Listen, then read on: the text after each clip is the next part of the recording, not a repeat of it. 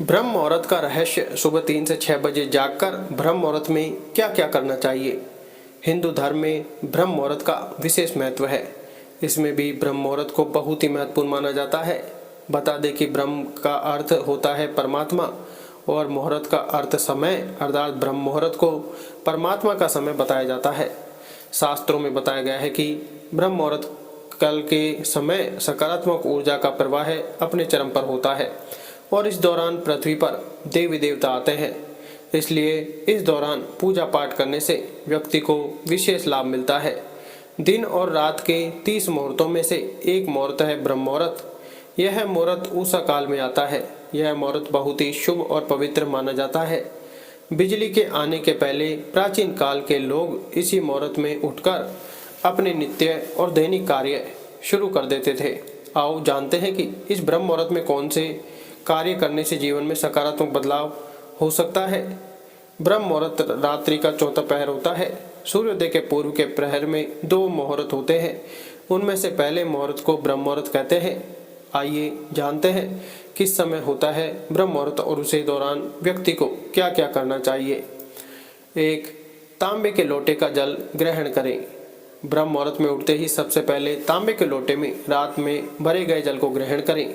उसके बाद नित्य कर्म से निर्वत हो जाएं। यह जल पीने से सभी तरह के विजातीय पदार्थ बाहर हो जाते हैं। जल्दी उठने में सौंदर्य, बल और विद्या और स्वास्थ्य की प्राप्ति होती है। 2. ब्रह्म को सुंदरता, लक्ष्मी, बुद्धि, स्वास्थ्य, आयु आदि की प्राप्ति होती है। ऐसा करने से शरीर कमल की तरह सुंदर हो जाता है। 3.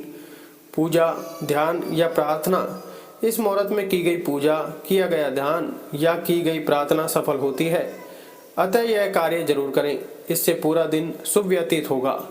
इस समय संपूर्ण वातावरण शांतिमय और निर्मल होता है। देवी देवता इस काल में विचरण कर रहे होते हैं। सत्व गुणों की प्रधानता रहती है। प्रेमिक मंदिरों के पट भी ब्रह्म मुहूर्त में खोल दिए जाते हैं तथा भगवान का श्रृंगार व पूजन भी ब्रह्म मुहूर्त में किए जाने का विधान है। 4. व्यक्ति को सुबह सूर्योदय से पहले शौच व स्नान कर लेना चाहिए। इसके बाद भगवान की पूजा अर्चना करना चाहिए। इस समय की शुद्ध व निर्मल हवा से स्वास्थ्य और संपत्ति की वृद्धि होती है। 5. अध्ययन। इस मुहूर्त में छात्रों द्वारा किया गया अध्ययन सदा के लिए दिमाग में स्थापित हो जाता है। यह समय अध्ययन के लिए भी सर्वोत्तम बताया गया है, क्योंकि रात को आराम करने के बाद सुबह जब हम उठते हैं तो शरीर तथा मस्तिष्क में भी स्फूर्ति व ताजगी बनी रहती है। सुबह ऑक्सीजन का लेवल भी ज़्यादा होता है तो मस्तिष्क को अतिरिक्त ऊर्जा प्रदान करता है, जिसके चलते अध्ययन बातें स्मृति कोश में आसानी से चल जाती हैं। यह समय ग्रंथ रचना के लिए उत्तम माना गया है। 6. व्यायाम। इस मुहूर्त में कसरत, योग, टहलना आदि बहुत ही लाभदायक माना गया है। नित्य कर्म से निर्वत होकर यह कार्य जरूर करें। इससे मन और मस्तिष्क के साथ ही शरीर में निरोगी रहेगा। ब्रह्म मुहूर्त में उठकर टहलने से शरीर में संजीवनी शक्ति का संचार होता है। 7. सुबह सूर्य उदय होने से पहले उठने वाले व्यक्ति का स्वास्थ्य अच्छा रहता है। इसलिए बुद्धिमान लोग इस समय को व्यर्थ नहीं गंवाते। सुबह जल्दी उठने वाला व्यक्ति स्वस्थ, सुखी, ताकत वाला और दीर्घायु होता है। 8. प्राणायाम करना चाहिए। वैज्ञानिक शोधों से ज्ञात हुआ है कि ब्रह्म मुहूर्त में वायुमंडलीय प्रदूषण रहित होता है। इस समय वायुमंडल में ऑक्सीजन प्राणवायु की मात्रा सबसे अधिक 41% होती है, जो फेफड़ों की शुद्धि के लिए महत्वपूर्ण होती है। शुद्ध वायु मिलने से मन, मस्तिष्क भी स्वस्थ रहता है। आयुर्वेद के अनुसार इस समय बहने वाली वायु को अमृत तुल्य कहा गया है। 9. शास्त्रों के अनुसार ब्रह्म मुहूर्त के समय भूलकर भी भोजन नहीं करना चाहिए। ऐसा करना स्वास्थ्य के दृष्टिकोण से अच्छा नहीं माना जाता है। ऐसा करने से कई प्रकार के रोग शरीर को घेर लेते हैं। 10. ब्रह्म मुहूर्त ऐसा समय होता है जब वातावरण पूर्ण रूप से शांत होता है। ऐसे में इस दौरान व्यक्ति को ध्यान, योग या महत्वपूर्ण निर्णय लेने सहायता मिलती है। 11. ब्रह्म मुहूर्त के समय मन में नकारात्मक भावना को नहीं लाना चाहिए। इससे मानसिक तनाव उत्पन्न होता है। 12 ब्रह्म मुहूर्त में स्नान आदि करने के बाद पूजा इत्यादि कर्म करने चाहिए। ऐसा करने से देवी देवता प्रसन्न होते हैं और जीवन में सकारात्मक बदलाव आते हैं। 13 छात्रों के लिए भी ब्रह्म मुहूर्त को बहुत ही उपयोगी माना जाता है। ऐसा इसलिए क्योंकि इस दौरान पढ़ाई करने से चीज़ लंबे समय तक याद रहती है। 14 मंत्र जाप करें। ब्रह्म मुहूर्त के समय मंत्र जाप करने से आपको दोहराना फल मिल सकता है। यह समय पूजा पाठ के लिए बेहद शुभ माना जाता है, इसलिए इस वक्त मंत्रों का जाप करने से शुभ फल की प्राप्ति होना निश्चित है। 15 मेडिटेशन ध्यान करें। मेडिटेशन करने या फिर ध्यान लगाने के लिए ब्रह्म मुहूर्त का समय सबसे ज़्यादा लाभकारी माना जाता है। इस समय आसपास के माहौल में भी शांति बनी रहती है, जिसके कारण ध्यान लगाने में आसानी होती है। वहीं ध्यान लगाने से तनाव से राहत पाने के साथ शरीर की कई समस्याएं भी दूर हो सकती हैं। रोजाना ध्यान लगाने से मन को शांत भी रख सकते हैं। मेडिटेशन ध्यान क्यों और कैसे करें? स्नान करने के पश्चात ध्यान की प्रक्रिया होती है। ब्रह्म मुहूर्त में ध्यान की अवधि 21 दिन तक होती है।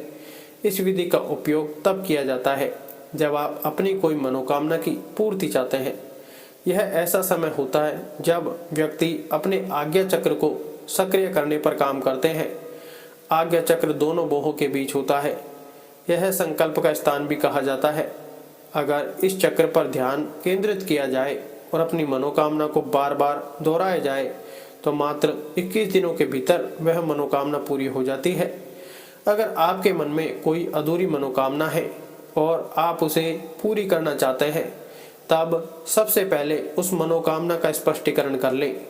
आपको क्या चाहिए यह निर्णय अवश्य कर लें। इसके बाद ध्यान की विधि को शुरू करें। ब्रह्म मुहूर्त में स्नान के बाद एक ऐसा स्थान चुनें जहां पर वायु का प्रवेश हो। ध्यान में शुद्ध प्राणवायु का होना आवश्यक होता है। ध्यान की मुद्रा में रीढ़ की हड्डी सीधी होनी चाहिए, साथ ही गर्दन भी सीधी होनी चाहिए। सुखासन की अवस्था में दोनों हाथों को घुटनों पर रखकर आंखें बंद करके बैठ जाएं। हाथों की मुट्ठी को बंद कर लें और 2-3 मिनट तक बिल्कुल शांत हो जाएं। जब आपका शरीर स्थिर हो जाए और श्वास भी शांत हो जाए, तब उसके बाद अपना सारा ध्यान आज्ञा चक्र पर लगाएं। इस दौरान लंबी गहरी सांस लें और सांस को रोक कर रखें। इस समय आप अपनी इच्छा को मन ही मन दोहराएं और अपने मन से इष्ट देव और देवी देवताओं और गुरुजनों का चिंतन करें। जब सांस को रोकना कठिन हो जाए, तब धीरे धीरे सांस को बाहर की ओर छोड़ें। सांस को नाक से भरें और मुख से बाहर छोड़ें। इस प्रक्रिया को 3 से 4 बार प्रतिदिन दोहराएं। ऐसा प्रतिदिन करने से आपकी जो मनोकामना है वह अवचेतन मन तक अवश्य पहुंच जाएगी और इच्छा पूर्ति जल्दी होगी। आज्ञा चक्र सक्रिय होता है और हमारी आज्ञा को पूरा करता है। सांस को रोक कर रखने के दौरान शरीर में आपातकाल की स्थिति हो जाती है, जिससे कि आप बेकार की बातें सोचने और विचार करने से बचते हैं। ब्रह्म मुहूर्त के समय ईश्वर की विशेष कृपा होती है और कोई भी व्यक्ति अपनी मनोकामना को इस समय दोहराता है तो उसकी इच्छा जल्द से जल्द पूरी होती है। ध्यान की गहनता को समझने के लिए यह अभ्यास 21 दिनों तक लगातार करना है। इस लेख में निहित किसी भी जानकारी, सामग्री, गणना की सटीकता या विश्वसनीयता की गारंटी नहीं है। विभिन्न माध्यमों, ज्योतिषियों, पंचांग, प्रवचनों, मान्यताओं, धर्म ग्रंथों से संग्रहित कर ये जानकारियाँ आप तक पहुँचाई गई हैं। हमारा उद्देश्य महज सूचना पहुँचाना है। इसके उपयोगकर्ता इसे महज सूचना समझकर ही लें। इसके अतिरिक्त इसके किसी भी उपयोग की जिम्मेदारी स्वयं उपयोगकर्ता की ही रहेगी। धन्यवाद। राधे राधे।